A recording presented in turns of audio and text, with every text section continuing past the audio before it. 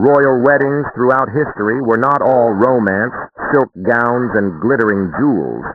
In many royal courts, the wedding night was less about love and more about proving something in the most humiliating and painful way possible, the bride's virginity.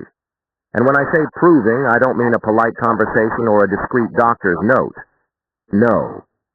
We're talking about invasive, bizarre, and sometimes dangerous rituals that could decide whether a woman became queen or was publicly shamed and cast aside. Today, we'll dive into 4 of the most shocking and painful virginity tests royal brides endured, each one revealing just how far courts would go to guard purity and political alliances. 1.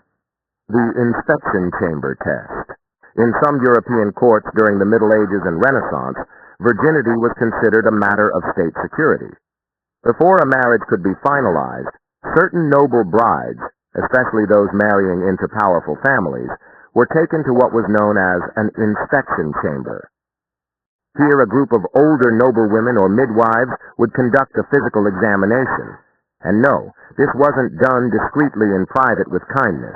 These women were often strangers to the bride, and the process was humiliating and cold.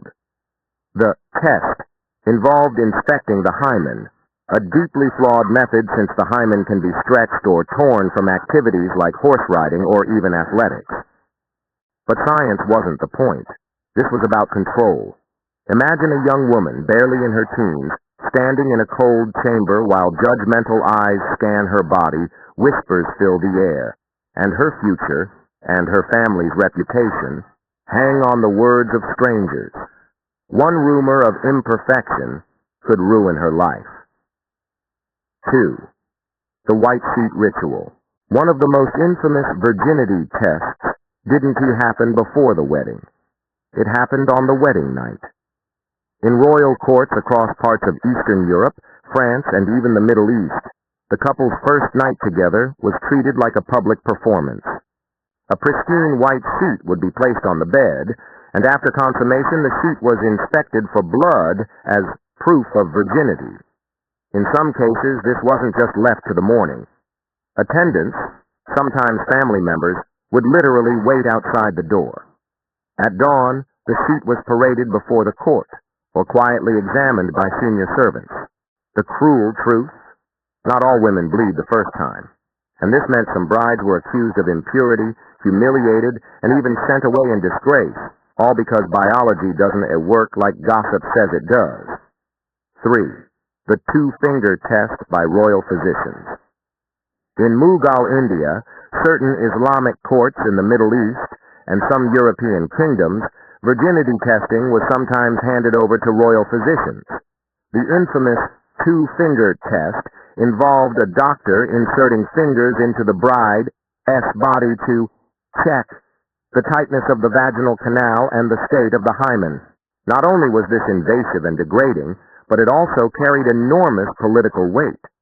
If the physician claimed the bride wasn't a virgin, the entire marriage could be annulled, and treaties or alliances could collapse overnight.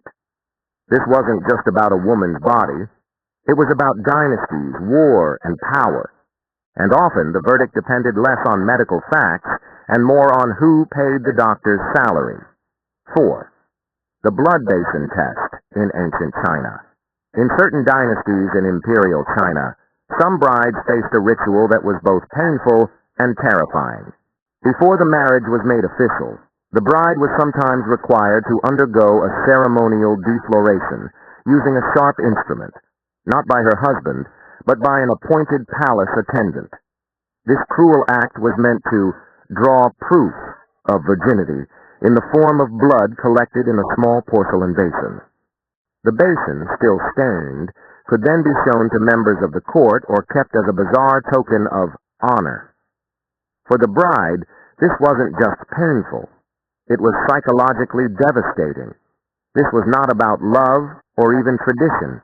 It was about control, ownership, and a public display of a private act. These so-called tests were never about truth.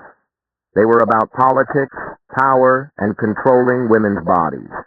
Many of these methods were unscientific, invasive, and humiliating, yet they shaped royal marriages and even the fate of nations. Today they serve as grim reminders that the crown may have sparkled, but for many royal brides it came with chains you couldn't see.